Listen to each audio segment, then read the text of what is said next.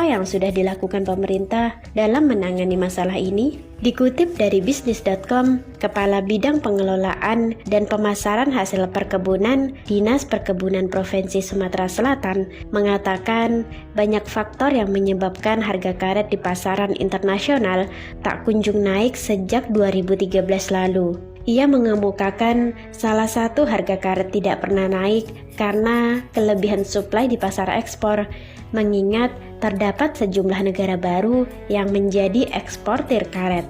Sebelumnya, produksi karet alam dunia hanya berasal dari 6 negara, yakni Thailand, Indonesia, Vietnam, China, dan Malaysia, dengan pangsa pasar 85,1%. Kemudian, negara produsen baru muncul seperti Myanmar, Laos, dan Kamboja. Menurutnya, kondisi perekonomian Cina yang mengalami penurunan akibat dampak perang dagang dengan Amerika Serikat juga turut mempengaruhi penurunan harga karet. Cina dan India masih merupakan negara net importir karet. Sementara permintaan atas karet global masih dinominasi Cina, Eropa Barat, Amerika Serikat, Asia Tenggara, dan Asia Selatan. Cina hingga kini masih mendominasi permintaan akan karet alam global dengan pangsa 40,5% dari konsumsi global.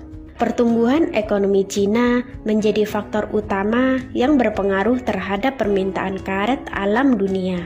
Sementara situasi saat ini tidak menguntungkan karena adanya perang dagang. Faktor lain yang menyebabkan harga karet anjlok yakni harga karet di pasar berjangka internasional, yakni harga karet yang terbentuk di Singapura menjadi acuan transaksi oleh para pelaku bisnis karet alam.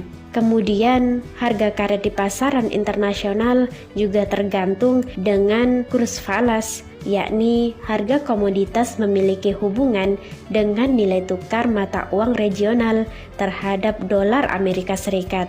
Apabila penguatan kurs dolar Amerika Serikat menjatuhkan nilai tukar mata uang lain, maka akan berpengaruh terhadap harga karet dunia. Lalu, faktor lainnya yakni perkembangan industri otomotif dan ban. Saat ini terjadi penurunan ekonomi global sehingga terjadi penurunan permintaan terhadap mobil, sementara karet alam dikonsumsi sebanyak 70% untuk industri ban dunia. Kemudian, faktor terkini juga sangat mempengaruhi harga karet, yakni kondisi alam itu sendiri.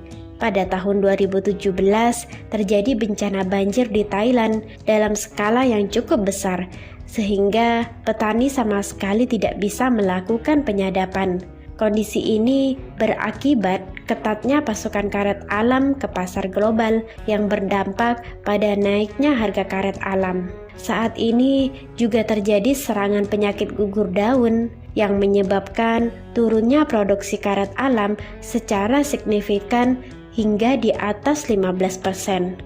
Pada tahun 2019, harga karet masih di bawah standar, yakni sekitar 1,3 US dollar per kilogram, sehingga harga karet di tingkat petani hanya sekitar 5.000 hingga 7.000 rupiah. Kemudian, data terakhir menunjukkan terjadi penurunan ekspor karet Sumatera Selatan pada Mei 2019 sebesar 22%. Sejalan penurunan produksi karet provinsi itu yang menyusut hingga 40% menjadi 583.000 ton per kuartal 1 2019. Padahal pada tahun 2017 hingga 2018 produksi karet secara kuartal berada di kisaran 971.000 ton. Lalu, apa saja perbaikan yang telah dilakukan pemerintah?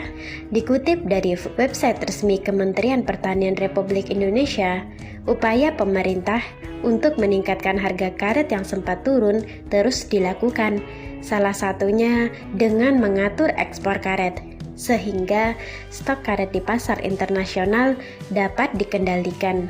Pengendalian termasuk pengurangan pasokan akan menggerek harga karet di pasaran dunia. yang berimbas pada harga karet di dalam negeri itu sendiri. Hal ini diungkapkan oleh Direktur Jenderal Perkebunan saat menyerahkan bantuan pertanian kepada petani di Kabupaten Saralangun, Jambi. Indonesia sendiri merupakan produsen karet nomor 2 di dunia, namun tidak bisa menentukan harga. Oleh karenanya, pemerintah Indonesia menginisiasi kesepakatan dengan Thailand dan Malaysia untuk meningkatkan harga karet di pasaran dunia. Produksi 3 negara ini sama dengan produksi 70% karet dunia. Jadi, Indonesia membuat kesepakatan untuk membatasi ekspor agar karet dunia berkurang. Jika barang di pasar langka, maka barang akan meningkat. Dalam pertemuan itu, disepakati untuk mengurangi ekspor sebesar 240.000 ton. Hal tersebut bisa dibilang cukup efektif untuk menaikkan harga.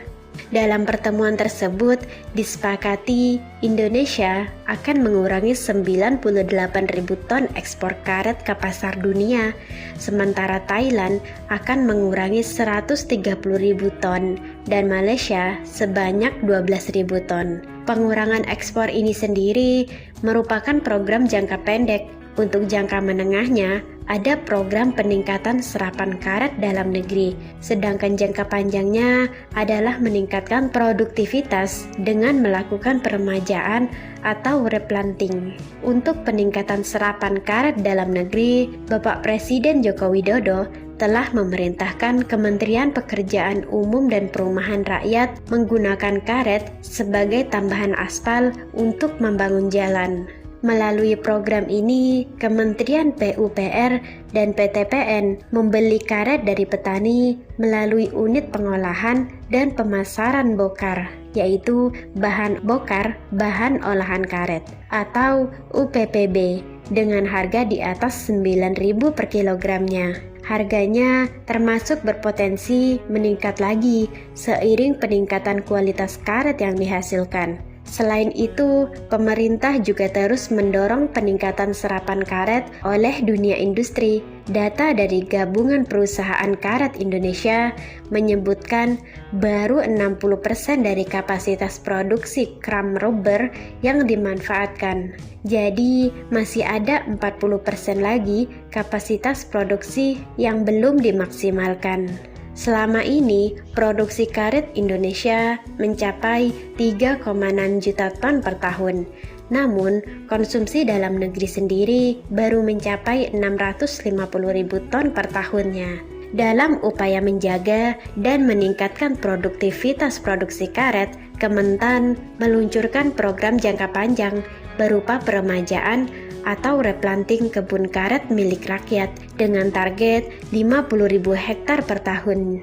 Saat peremajaan, pihaknya akan mengarahkan agar petani menanam 60% karet, sisanya yang lain boleh kopi, sayuran, dan lain-lain.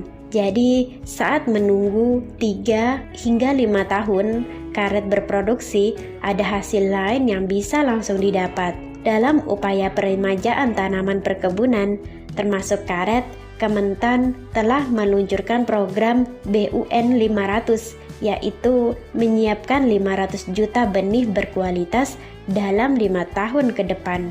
Dengan program ini, Kementan berupaya memfasilitasi pengembangan benih di sentra-sentra produksi. Di tiap sentra produksi akan disiapkan pusat pengembangan benih sesuai komoditas yang dikembangkan di negara tersebut. Upaya-upaya yang dilakukan pemerintah tersebut agar Indonesia tidak tergantung pada pasar internasional, karena saat ini harga komoditas karet masih kental diatur pasar dunia. Ada pula berita dari Provinsi Kalimantan Timur. Dikutip dari website Dinas Perkebunan Provinsi Kalimantan Timur, setelah mengalami penurunan hingga 70%, harga karet mentah di tingkat petani saat ini tembus 12.000 per kilogram. Setelah pada Februari hingga Maret 2011 hanya dihargai sekitar Rp5.000 per kilogramnya. Tentu, lonjakan harga ini membuat petani karet di Penajam Pasir Utara mulai bisa tersenyum seiring harga jual yang mendekati harga normal. Tak pelak, petani kembali bersemangat menyadap getah di kebun. Petani karet di wilayah tersebut rata-rata masih menjual karet hasil sadapan kepada tengkulak yang datang dari Banjarmasin, Kalimantan Selatan. Jadi, naik turunnya harga masih bisa dimainkan oleh tengkulak. Memang itu adalah salah satu kendalanya. Kalimantan Timur masih belum ada pabrik pengolahan karet sendiri, jadi salah satu alternatif penjualan yaitu ke Banjarmasin. Menurut salah satu petani karet, saat ini ia mengelola 30 hektar lahan.